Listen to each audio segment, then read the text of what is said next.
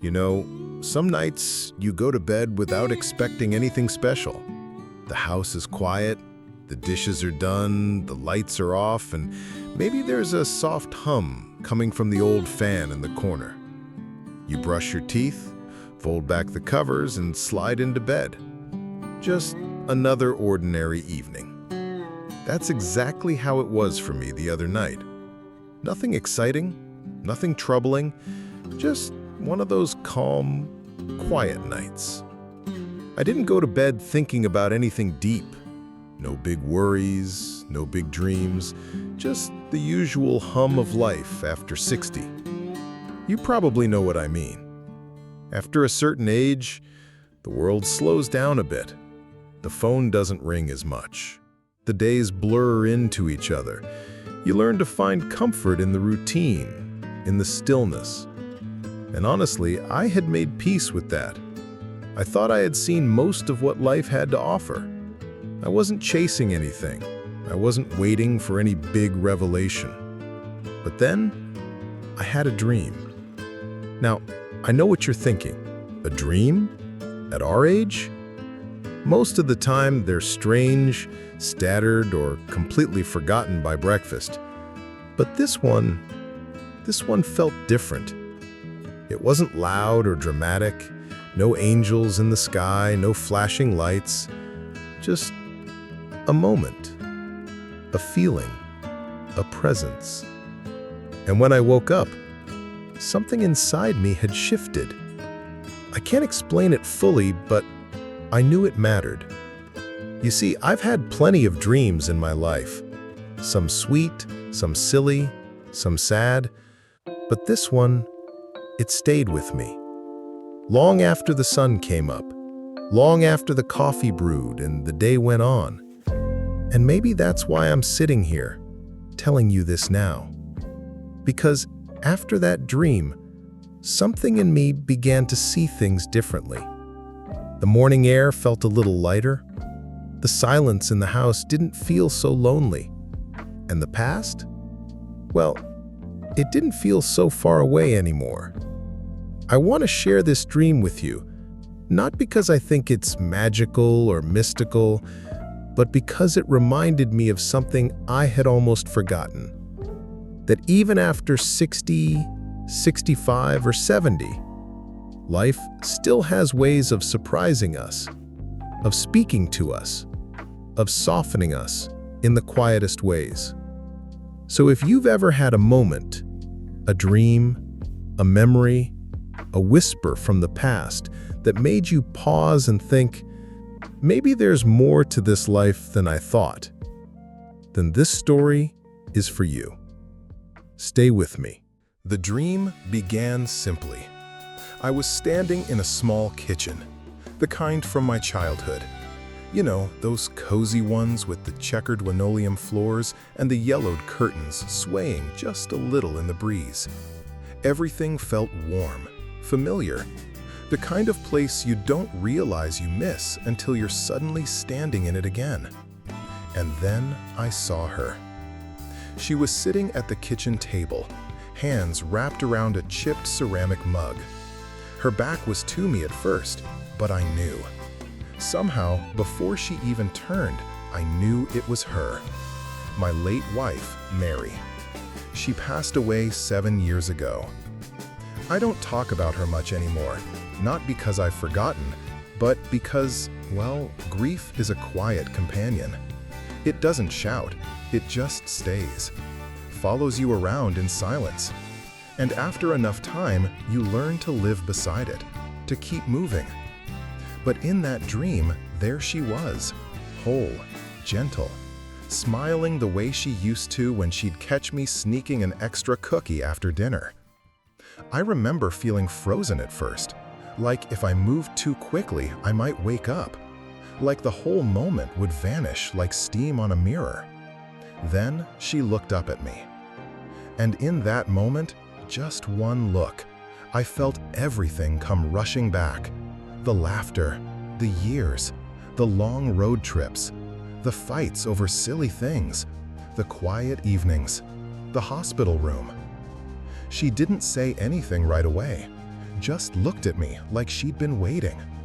Then, finally, in that soft, knowing voice of hers, she said, "You've still got time, you know.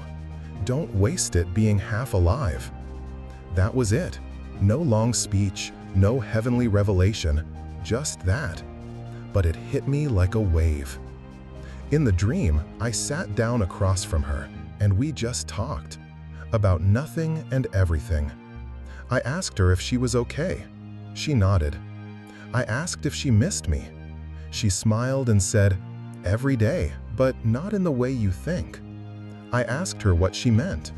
She said, "You carry me, in how you drink your coffee now, in the way you hum when you wash the dishes, in how you still check the front door twice before bed. I'm not gone, not really. I'm just different." And then the scene started to fade. The sunlight in the window dimmed, the air cooled, and I could feel the dream slipping away. I remember grabbing her hand, just for a second, trying to hold on. It felt real, warm, not ghostly, not strange, just real. And right before it all disappeared, she looked at me one more time and said, "Wake up. You've got living left to do."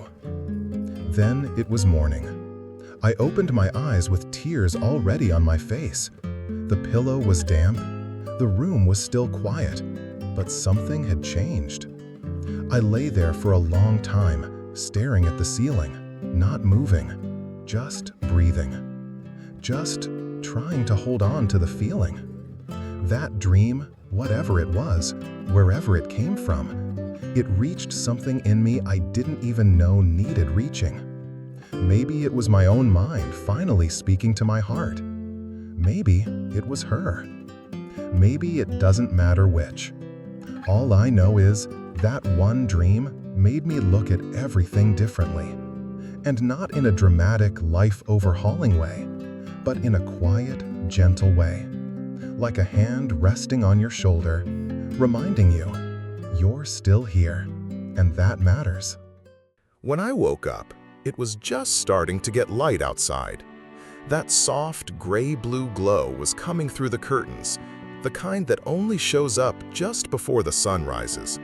The kind of light that makes the world feel still, like it's holding its breath. I didn't move at first. I just lay there, flat on my back, staring up at the ceiling like it held all the answers. My heart was beating slower than usual, but every beat felt full, like something had shifted. For a moment, I wasn't sure if I had actually woken up. That dream, seeing Mary, talking with her, it felt so real that I had to blink a few times just to remind myself I was back in this world, back in this house, back in this bed. But something was different. The air didn't feel so heavy. The silence didn't feel so empty. It's strange how grief works. For years, I've been carrying it like a quiet weight in my chest. Not always painful, but always there. You get used to it. You function around it, you laugh again, you live again, but that part of you stays quiet, dimmed. But that morning, it was like someone had gently opened a window inside of me, like fresh air had come in and swept out some of the dust that had settled there. I sat up slowly, put my feet on the floor, and just sat at the edge of the bed, my hands resting on my knees. I stared down at the floor, not really thinking, just feeling. There was this calm inside me, but also a kind of ache. Not sadness exactly, more like longing. Not for her necessarily, because that never really leaves, but for life itself, for all the moments I'd been letting pass me by. You see, it's easy after 60, after losing someone, after the routines have all settled, to just start drifting. You go through the motions, you make your coffee, you pay your bills, you water the plants, but you stop noticing things, you stop feeling them. And I didn't even realize I'd been doing that until that dream. Until Mary looked me in the eye and said, "You've still got time. Don't waste it being half alive." That line kept echoing in my mind as I walked to the kitchen that morning.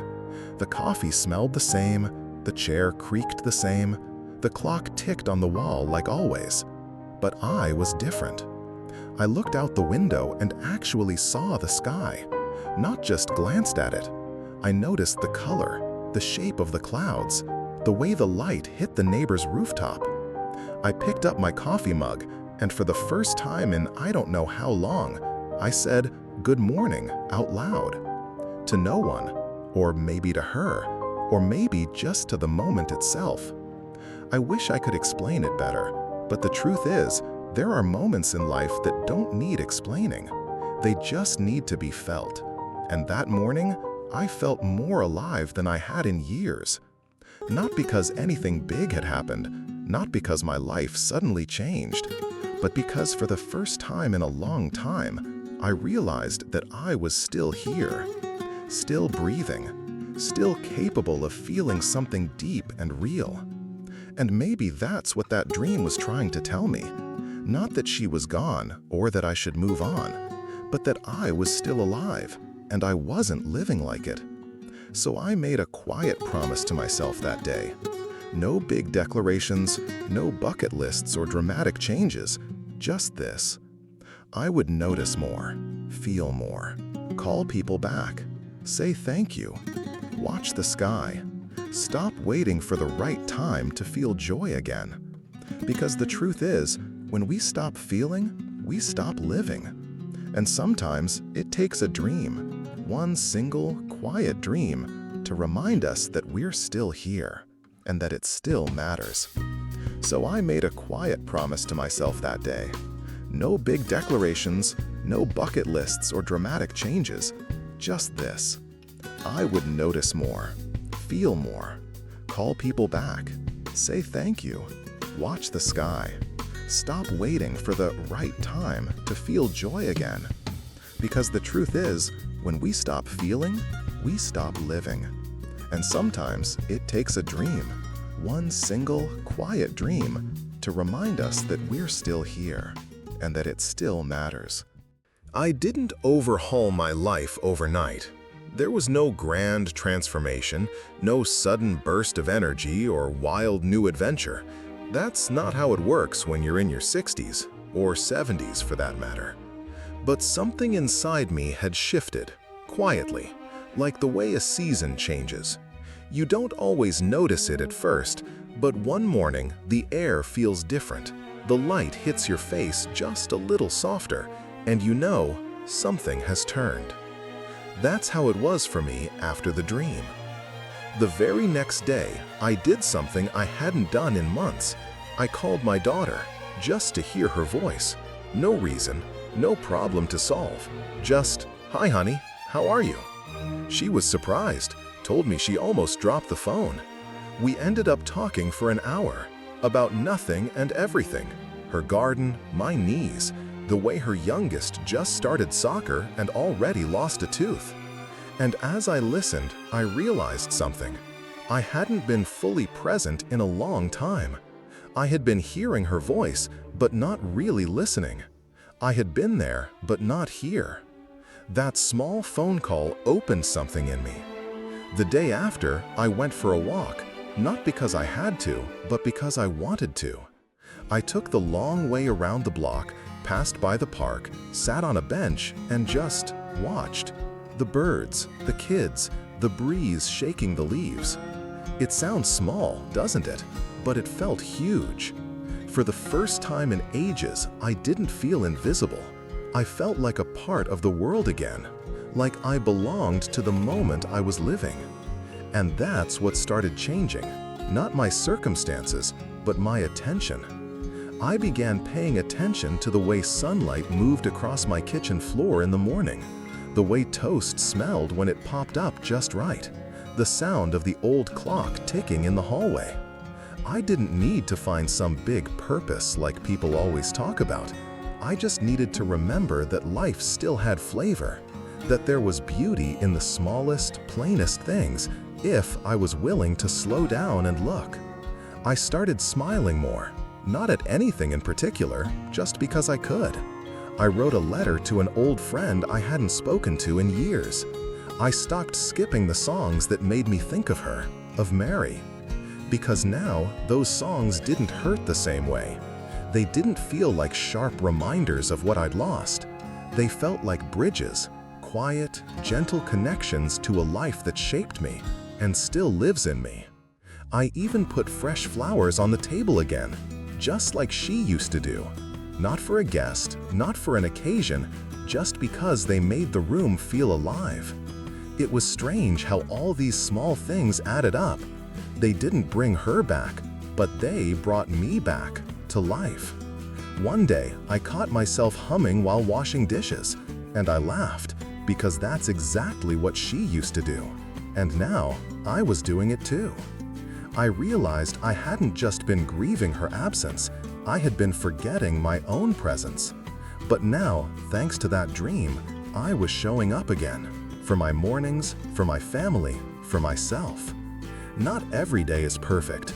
I still have aches and the house still gets too quiet sometimes. But now, I don't run from the silence. I sit with it. I let it remind me that I'm still here, and that's enough. I think when you've loved deeply and lost deeply, you carry those people with you, not in your memory, but in your manner.